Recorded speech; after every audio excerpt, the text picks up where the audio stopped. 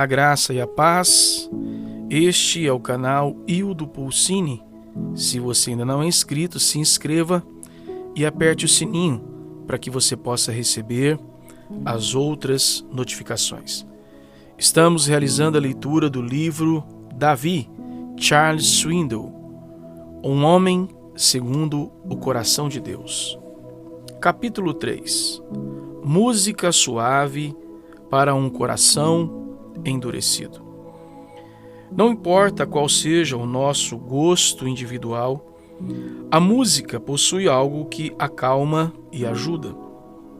Isto deve retroceder até o primeiro registro genealógico no qual lemos que Jubal foi o pai de todos os que tocam harpa e flauta. Gênesis 4:21. Um pouco mais tarde, encontramos um livro inteiro de música, 150 delas, bem no meio da Bíblia, como se Deus estivesse dizendo: cantem essas músicas muitas vezes e as aprendam bem. Esses são os meus salmos. Mais da metade deles foi escrito por Davi. Alguns talvez tenham sido compostos no exato contexto da vida de Davi, que vamos examinar neste capítulo, na presença ameaçadora de um homem enlouquecido chamado Saul. Depois de Samuel ungir Davi com azeite, indicando que Deus o escolhera como o próximo rei de Israel, sucessor de Saul, lemos algumas coisas inquietantes a respeito deste último. Tendo-se retirado Saul, o Espírito do Senhor, da parte deste, um espírito maligno atormentava. Então, os servos de Saul lhe disseram: eis que agora um espírito maligno enviado de Deus te atormenta. 1 Samuel 16:15. Antes de tratarmos desta triste enfermidade que acometera o rei, penso que é importante notarmos que o Espírito do Senhor retirou-se de Saul antes da chegada de um espírito maligno. Os cristãos leem essas palavras sobre um espírito maligno enviado de Deus e temem que o mesmo possa acontecer hoje. Já ouvi evangelistas usarem isso como um instrumento para atemorizar os cristãos. Você continua andando na carne, dizendo eles. Portanto, Deus irá retirar o espírito e você não terá mais a presença de Deus em seu interior como tinha antes.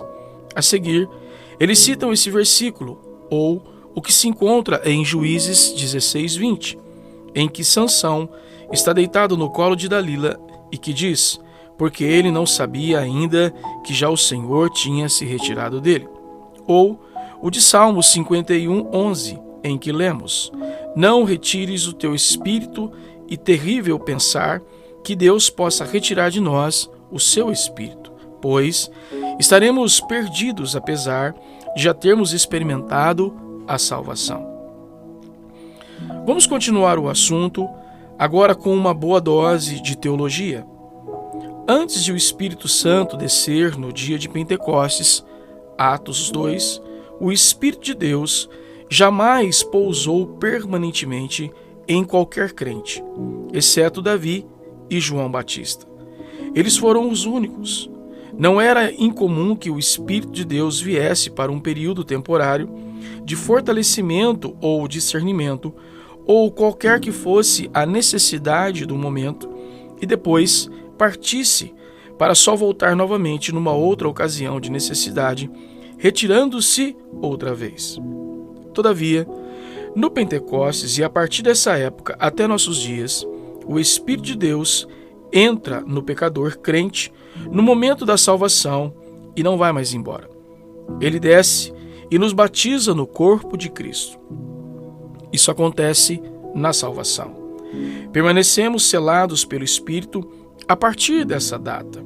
Nunca somos exortados a ser batizados no Espírito. Somos batizados no corpo de Cristo, colocados nele pelo Espírito, selados até o dia da redenção. Efésios 4:30. Esse é o dia em que morreremos. Ele fica, portanto, conosco e não nos abandona. Além disso, nossos corpos são o templo no qual o Espírito de Deus habita.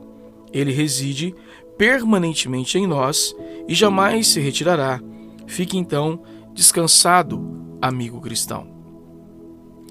A estranha enfermidade de Saul. Isso se passou há séculos antes do Pentecostes. Portanto, não devemos surpreender-nos ao ler que neste momento crítico da vida de Saul, o Espírito de Deus retirou-se dele e abriu-se um vácuo para o qual Deus enviou um espírito maligno a fim de atormentá-lo. Não sei porquê. Ninguém sabe o porquê. O que parece mais provável é que Deus estava desgostoso com Saul. É como se ele estivesse dizendo: vou castigá-lo por aproveitar-se do seu cargo como rei e contrariar a minha vontade. Você não me levou a sério. Aprenderá a fazer isso. Saul pôs zelo pelo meu nome. O Senhor retirou-se então de Saul e permitiu que um espírito maligno o atormentasse. O termo hebraico aqui é Baal, que significa cair sobre, assustar, esmagar. Em sua penúria, Jó faz uso dele para amaldiçoar o dia do seu nascimento. Espante-o, Baal, tudo que pode enegrecer o dia do seu nascimento. Jó 3:5. Ele diz em essência que a escuridão dos meus dias aniquile o dia do meu nascimento, ou em outras palavras, como gostaria de não ter nascido. Kay e Deletich, dois renomados estudiosos do Antigo Testamento, dizem isto sobre o espírito maligno que veio sobre Saul. O espírito maligno enviado por Deus, que substituiu o espírito de Jeová em Saul, não foi apenas um sentimento interior de depressão pela rejeição anunciada, que se transformou em melancolia e ocasionalmente dava lugar a crises de insanidade, mas um poder maligno maior que tomou posse dele, privou da paz de espírito, como também instigou sentimentos, ideias, imaginações e pensamentos da sua alma, a ponto de levá-lo, às vezes, à loucura. O demônio é chamado de espírito maligno, enviado por Deus, porque Jeová o enviara como castigo. Essa era a doença de Saul, e tão visível aos que o rodeavam, que até seus servos compreenderam a sua necessidade de ajuda e seguiram corajosamente.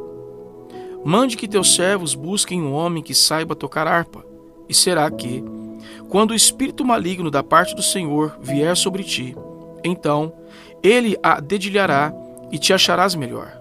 Disse Saul aos seus servos: buscai-me, pois, um homem que saiba tocar bem, e trazei-mo. 1 Samuel 16, versículos 16 a 17. Registros arqueológicos, esculturas e inscrições antigas mostram que os nossos ancestrais acreditavam que a música acalmava as paixões, curava as doenças mentais e até evitava motins e tumultos. É interessante notar como Deus usa esta crença para oferecer o elo perdido que liga Davi a Saul e ao trono. Alguém ouve que Saul está deprimido e procurando quem o ajude com uma música que o acalme. Essa pessoa tem um amigo que conhece Davi e diz: conheço um sujeito que pode fazer isso. Deus jamais esgota seus recursos criativos para realizar seus planos soberanos. Conheço o filho de Jessé, o belemita, que sabe tocar, e é forte e valente, homem de guerra, sisudo em palavras e de boa aparência, e o Senhor é com ele. 1 Samuel 16:18. Esse é um bom resumo, não é? Davi é um músico hábil, homem valente, guerreiro, sabe controlar a língua, tem boa aparência e o Senhor é com ele. Um ponto importante para mim nisto tudo é que não devemos deixar de lado nada em nosso passado. Deus pode usar um desses aspectos de maneira criativa e de maneiras incríveis. Você não sabe quando algo ocorrido há muitos anos poderá abrir uma porta de oportunidade no futuro. Foi exatamente isso que aconteceu com Davi. Ali estava ele, tocando sua harpa nos campos da Judéia. Ele nem sequer conhecia Saul, mas deveria ser seu sucessor. Veja só, Deus provê, então, um meio para que os dois se encontrem: a música. Logo Davi recebe um recado dizendo: Saul quer vê-lo. É inacreditável como tudo se encaixa. Nunca deixo de surpreender-me ao ver como Deus faz prevalecer a sua vontade sem a nossa ajuda. Saul enviou mensageiros a Jessé dizendo: envia-me Davi, teu filho, que está com as ovelhas. Tomou, pois, Jessé um jumento e o carregou de pão, um odre de vinho e um cabrito. Enviou-os a Saul por intermédio de Davi, seu filho. 1 Samuel 16, 19, 20. Embora Samuel já tivesse ungido Davi, Jessé deixou que ele voltasse a cuidar das ovelhas. Agora chega um mensageiro do rei dizendo: Saul quer ver seu filho mais novo. Jessé permite a partida de Davi, mas primeiro prepara presentes para que os leve ao rei. Davi atende ao chamado, levando consigo um jumento carregado de pão, um odre de vinho e um cabrito, levando ao ombro seu instrumento de cordas. O dom singular de Davi. Davi não sabia disso, mas ele estava se preparando para trilhar o caminho que levava ao trono. É assim que funciona o programa de Deus. Você pode pensar que alguma habilidade aprendida ou usada há alguns anos se perdeu, ou que você gastou todo o seu tempo fazendo isto e aquilo, mas não creia nisto. Deus pode pegar o que parece ser a parte mais insignificante do seu passado e colocá-la exatamente no lugar certo para que esse dom ou habilidade específico possa ser utilizado. Isso ocorreu com Davi. Ele nunca disse a Saul: vou tomar o seu lugar, companheiro. Nunca mostrou desprezo por Saul. Jamais invejou a posição do rei. Nunca foi presunçoso. Fora ungido, mas permitiu que o Senhor abrisse todas as portas. Lembre-se, Davi era um homem segundo o coração de Deus. Ele apresentou-se ao rei, serviu. Quando Davi entrou na presença do rei, Saul não tinha ideia de quem era aquele jovem à sua frente, com o instrumento musical pendurado no ombro. O sucessor de Saul se encontrava diante dele e o rei não sabia. Davi certamente não fez menção disso. Ele estava ali com um propósito: ajudar o rei em sua depressão. Assim, Davi foi a Saul e esteve perante ele. Este o amou muito e o fez seu escudeiro. 1 Samuel 16, 21. Por que Saul amou Davi? Por quê?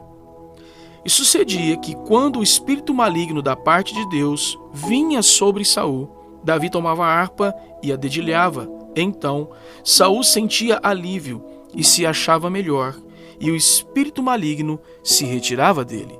1 Samuel 16, 23. Que cena lindíssima! Saul em sua cama ou andando pelo quarto, no auge da loucura da sua depressão, e num canto Davi tocando harpa e talvez cantando um dos seus salmos. Quem sabe, eles até cantassem juntos depois de algum tempo. Ele talvez tivesse ensinado algumas de suas canções a Saul, não sabemos. Mas de alguma forma, a presença de Davi, combinada com a sua música serena, fez Saul começar a amar o jovem que lhe trazia alívio. Graças ao dom do pastorzinho, Saul conseguiu livrar-se da depressão. O rei Saul dizia a seguir: deixa estar a Davi perante mim, pois me caiu em graça. 1 Samuel 16, 22. Que declaração! Primeiro o jovem pastor foi convidado para a tenda particular do rei. Depois, conquistou o coração do rei e agora o rei diz ao pai: deixa seu filho ficar. Ele é eficiente, tem tudo o que é necessário. O ministério eficaz da música. A música de Davi era eficaz. Ela aliviava Saul. Davi tomava a harpa e dedilhava, então Saul sentia alívio. 1 Samuel 16, 23. A versão de Berkeley diz: ela confortava Saul. A palavra hebraica traduzida como refrescava e aliviava é ravak, que significa amplo, espaçoso, dar espaço para propiciar alívio. Mof traduz: ele tocou até que Saul respirasse livremente. Saul estava disposto a tentar qualquer coisa. Conseguiram-me um bom músico, diz ele. Não me importo quem seja, tragam-me a mim. De algum modo, a música de Davi liberou os sentimentos aprisionados no íntimo desse homem atormentado e depois acalmou o animal selvagem dentro dele. Quando Davi o deixou, Saul já se sentia aliviado. A presença maligna se retirara. Deus fez uso do dom da música para colocar Davi na própria câmara do rei. Este não só sentiu o alívio do seu tormento, como encontrou amor em seu coração pelo jovem pastor, cuja música comovera sua alma. Martinho Lutero acreditava que a reforma não estaria completa até que os santos de Deus possuíssem duas coisas: uma Bíblia em seu próprio idioma e um inário, que chamavam de saltério. Ele acreditava que precisava de livro que os levaria a uma compreensão mais profunda da sua fé e de um volume auxiliar que os ajudasse a expressar com alegria o deleite e a profundidade da fé. Não penso que possa haver adoração genuína sem esses dois elementos combinados: a declaração das doutrinas que aprofundam nossas raízes na verdade bíblica e depois a expressão da nossa fé na forma de melodia que flui de nossos lábios e do canto de nossas vozes. Muito antes de existir o homem ou a voz da humanidade na terra, já havia música. Pode imaginar isso? Jó nos conta que as estrelas da manhã cantavam juntas. Isso significa que as estrelas tinham então vozes, ou que o exército celestial as possuía e cantava para Deus. Acredito que este último caso é o certo. Penso que os anjos do céu rodeavam o trono e cantavam louvores ao Criador. Deve ter sido isso uma harmonia realmente esplêndida. Se entendo corretamente a cena em Apocalipse, quando nos reuniremos ao redor do trono no futuro, a melhor maneira de nos expressarmos será através da música. Iremos cantar a Deus: digno é o Cordeiro que foi morto. Já que havia cantos antes de a terra ser formada, e haverá cantos depois que ela se for. É razoável pensar que deve haver muito canto enquanto estivermos aqui na terra, não é? Mas, na verdade, não o louvamos com cânticos, exceto na igreja. Pare e pense. Quantas vezes você cantou sozinho no último mês? Quero dizer, realmente louvou a Deus cantando. Nossas vozes são frequentemente usadas nas leituras bíblicas, mas raramente cantamos as Escrituras para Deus. Como é fácil esquecer que tudo faz parte do nosso serviço de adoração ao Senhor.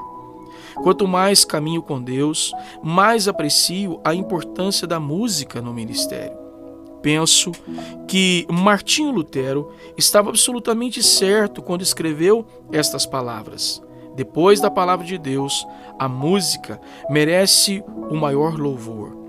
Deus parece ter também votado a favor da música. Na Bíblia, o mais longo dos 66 livros é dedicado aos hinos dos hebreus. No prefácio da sua obra, O Tesouro de Davi, o grande Charles Haddon Spurgeon escreveu: o estudo magnífico dos Salmos me proporcionou proveito infinito e prazer crescente. Mais tarde, ele chama os Salmos de livro inigualável. Porém, se você gosta das letras superficiais e cantigas fáceis de cantarolar, então não vai apreciar os Salmos, pois eles são para aqueles que decidiram que a música é uma arte que requer a disciplina de pensamento profundo e um coração reto diante de Deus. É música para os amadurecidos e não uma declaração superficial. Há alguns, é claro, que são muito populares, como o Salmo 1, 23, 91, 100 e partes do 19. Mas, em sua grande maioria, só os amadurecidos passam mais tempo com esse livro. Na verdade, observei que aqueles que estão num processo de amadurecimento dedicam muitas horas à leitura do livro de Salmos, pois ele proporciona momentos de descontração, recuperando-nos em tempos em que parece estarmos perdendo o controle sobre nossas emoções. Por isso, essas pessoas sempre voltam aos Salmos. Não é admirar que Campbell Morgan tivesse dito: o livro de Salmos é aquele em que as emoções da alma humana encontram expressão. Qualquer que seja a sua disposição, e suponho que você mude frequentemente de disposição, assim como eu, posso encontrar um salmo que irá ajudá-lo a expressá-la esta contente.